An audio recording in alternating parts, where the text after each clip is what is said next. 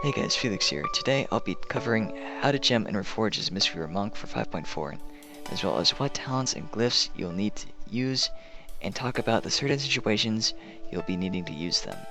So, hope this helps guys, and let's get started. Let's first start off with the gemming and reforging. Now, I'm going to first cover the gems. You're going to want to first socket your red gems for Purified Imperial Amethyst for 80 Intellect and 160 Spirit. You're going to want to next socket your blue sockets for Sparkling River's Heart for 320 Spirit. And then finally, you're going to want to socket your yellow gems for Misty Wild Jade, which is 160 Spirit and 160 Crit. Now that we've got the gems covered, let's briefly talk about Reforging and how to stat prioritize. As it goes now, your main stat priority will be Spirit, Crit, Haste, then Mastery. You'll find yourself reforging out of Haste to get Crit if a piece of gear does not have Spirit on it, or if your piece of gear does not have Crit on it, you'll be forging out of Haste. Depends on what the piece of gear is, but you always need to make sure that each piece has Spirit on it. So, whenever you go to Reforger and you find a piece of gear that doesn't have Spirit on it, make sure you reforge into Spirit and just choose which stat has the lowest priority and go from there.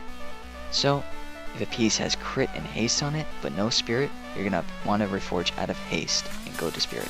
It's very important as a MistWeaver to have a lot of Spirit because it's hard enough to manage your mana as a MistWeaver. You have to have a ton of Spirit to help yourself keep that mana pool high.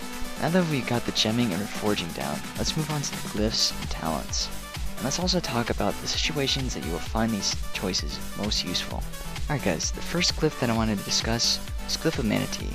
So let's first talk about this glyph, why it's useful, and its faults.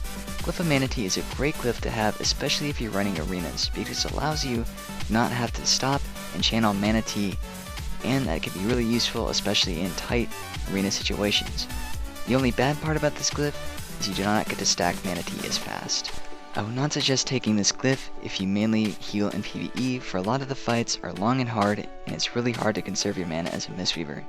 This glyph is not a must-have glyph, however if you can spare it, I would definitely try getting it, especially if you're running arenas. There's two other glyphs that I wanted to mention. One of them is a must-have glyph, and that is Glyph of Life Cocoon.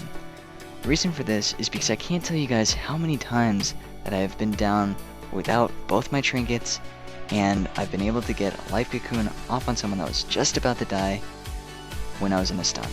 So I'd definitely take this because you can also use this when you're trapped.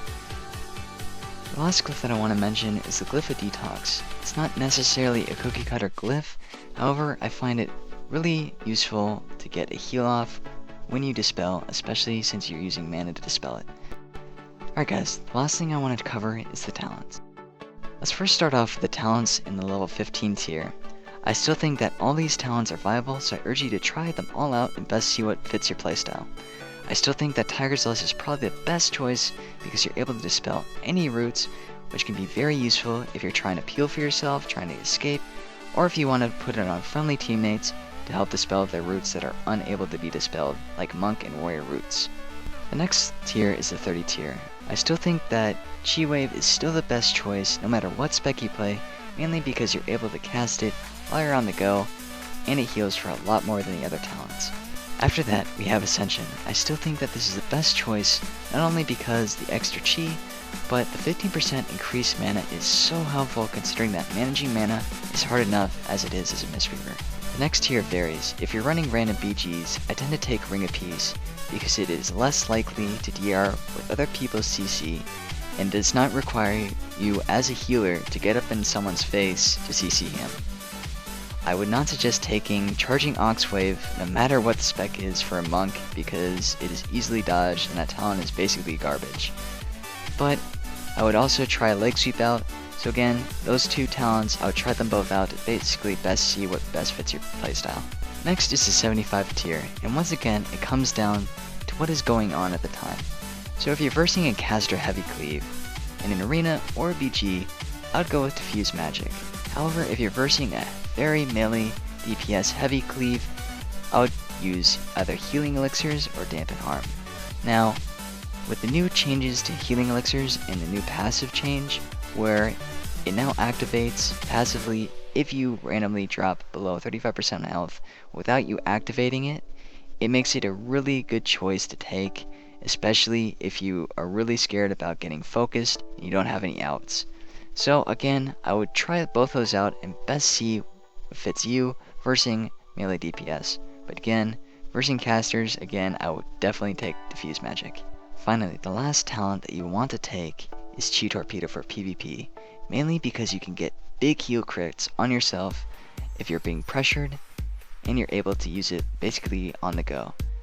I would not take Rushing Jade Wind for PvP because you cannot really afford to waste that global when doing PvP, and I've been healed for big crits with Chi Torpedo, around 100k.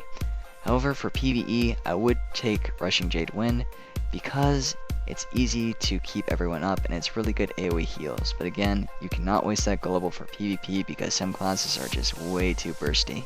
And that basically concludes the 5.4 MistWeaver guide. If you have any questions or comments, feel free to leave a comment in the description. Or if you have any personal questions or comments for me, you can always drop me a message in my YouTube inbox or stream. Hope you all found this guide helpful, and hope to see you all in the next video. Take care.